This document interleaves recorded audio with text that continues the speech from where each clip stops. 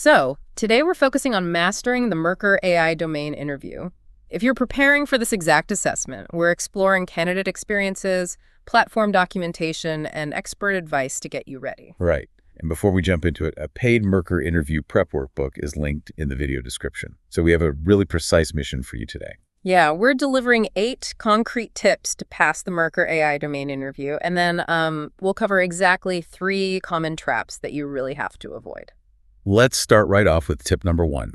You need to provide clear, measurable details.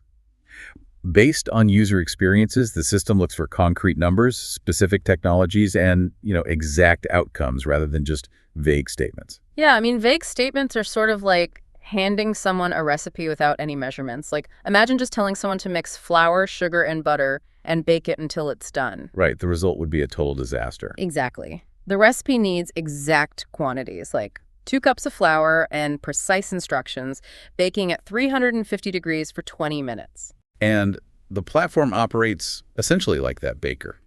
If you describe a past project by just saying you improved a process, it appears the system literally cannot compute that outcome. Well, it needs the exact measurements to evaluate your competency, right? Yes. So if a candidate says they reduced processing time by 40% using a specific software tool, that provides the exact data points the system reportedly needs. Wow, okay.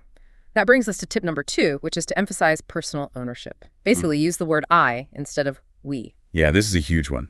Candidates report that the system is looking specifically for your individual contributions. Taking direct ownership scores much better than giving vague credit to a team. Which is actually pretty tough because, corporate environments train us to speak collectively, like saying we shows teamwork in the office. It does, but that communication style works entirely against you here. It appears this specific system needs to isolate your individual variables. So it needs to know exactly what actions you took. Let's actually test that dynamic with a quick role play. Ask me a sample Mercor AI Domain Interview question. Okay. Tell me about a time you solved a complex technical problem. Well, we noticed our main database was running slowly during peak hours. So we decided to analyze the query logs, and then we implemented a new indexing strategy. We successfully reduced the load times for our users. See, that sounds super collaborative, but it leaves your actual role completely ambiguous to the system. Did you analyze the logs, or did your manager do it? Right, the system has no idea who did what. Exactly. So let me give a stronger answer to that exact same prompt. I noticed our main database was running slowly. I analyzed the query logs, I identified the 3 slowest queries, and I implemented a new indexing strategy. I successfully reduced load times by 30%. Oh, wow. The difference is incredibly clear there. You gave the system perfectly defined data points about your own capability. Yeah, because when you use the collective pronoun, you're literally hiding the specific actions the system is programmed to evaluate. You create ambiguity where the system requires absolute clarity. Precisely. You really have to claim your work. The platform evaluates the exact words you say, so emphasizing personal ownership is crucial. So tip 3 builds right on that need for clarity. You need to use a predictable structure. We strongly recommend frameworks like the 5-point or the STAR method. Definitely. You should always start with a 1-line summary, provide a little brief context, list your specific actions, and then end with a measurable result. Right. STAR stands for situation, task, action, and result. It's a highly reliable framework for almost any scenario-based prompt. But a lot of people worry about this. Yeah. They ask, does using a strict formula make a candidate sound robotic? Many worry that relying on an acronym makes them sound artificial. I mean, that's a very common concern. But a clear structure simply makes your reasoning much easier for the system to follow. When you organize your thoughts predictably, you guarantee the system captures your context and your results. It prevents the system from getting lost in some disorganized storytelling. Right. Exactly. You remove all the guesswork. Based on user experiences, unstructured answers often just cause candidates to ramble. And they introduce irrelevant details. Yeah, exactly. A structured framework anchors you. It forces you to deliver those concrete details we discussed in tip 1. Which leads perfectly into tip 4. Keep your answers concise and manage pauses carefully. This is critical. Based on user experiences, the system might actually cut you off and move directly to the next question if you pause for too long. Right. Managing your silences is just as important as your vocabulary.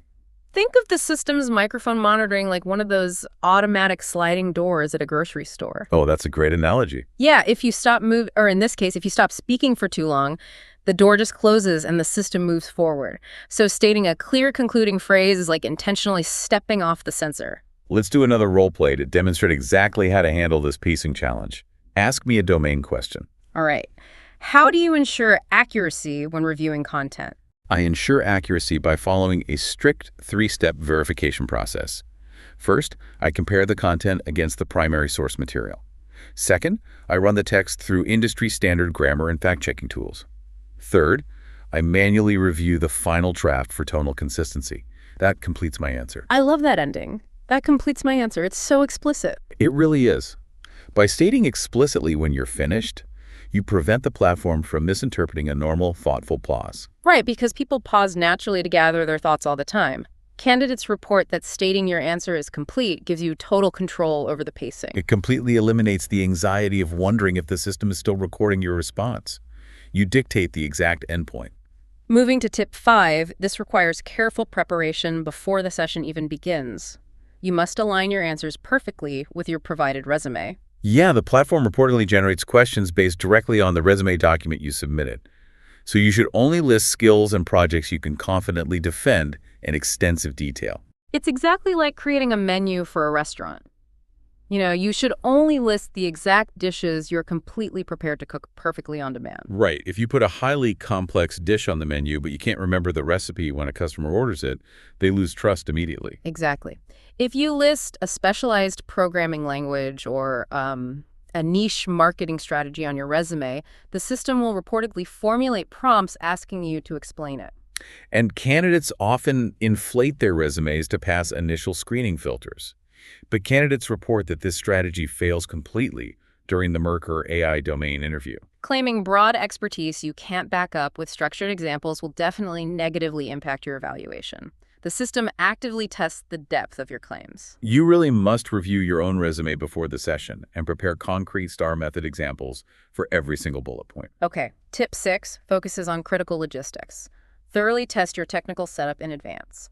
A stable connection, a recommended browser, and clear audio are absolutely essential. Candidates frequently encounter technical issues before they even speak their first word, which just creates immense unnecessary stress. Definitely. Actually, a lot of sources indicate a frequent point of confusion here.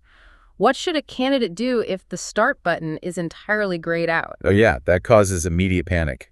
Reportedly, the system requires camera and microphone permissions to be granted before that start button becomes active. Right. You have to ensure your browser settings explicitly allow the platform to access your hardware. Testing this in the provided waiting room area prevents that initial panic entirely. And clear audio is fundamentally important because the system needs to process your spoken words accurately. Yeah, if the system can't process your words correctly due to muffled audio, it just can't evaluate your answers accurately. You have to eliminate all background noise. Tip 7 requires applying your expertise directly. State clear evaluation criteria when asked for judgment. The platform frequently asks candidates to assess the quality of a provided text, a code snippet, or a business scenario. You absolutely must avoid subjective terms like good or bad. Let's run our third role play to observe this strategy in practice. How would you evaluate this AI-generated summary? I rate this summary a 2 out of 3 for factual accuracy. It correctly identifies the main characters, but it completely misses the final plot twist. To improve it, I would add one specific sentence at the end, detailing the exact resolution of the main conflict. That completes my answer. That's perfect. That response proves practical judgment to the system. You provided a specific rubric score and a highly actionable improvement. Candidates report that demonstrating exactly how you measure quality provides the concrete data points the system needs. Right. Establishing a clear scale, like 1 to 3, and applying it logically demonstrates a structured, professional approach. If you just say the summary is decent, the platform has no measurable data to score. Tip 8 is our final positive strategy. Maintain intellectual honesty. If a prompt touches on an area completely outside your expertise, candidates report it's better to state your limits clearly and explain how you would investigate. Because faking an answer almost always results in vague, unstructured rambling. You immediately violate the rules we established in tips 1 and 3. But doesn't admitting you don't know something hurt your score?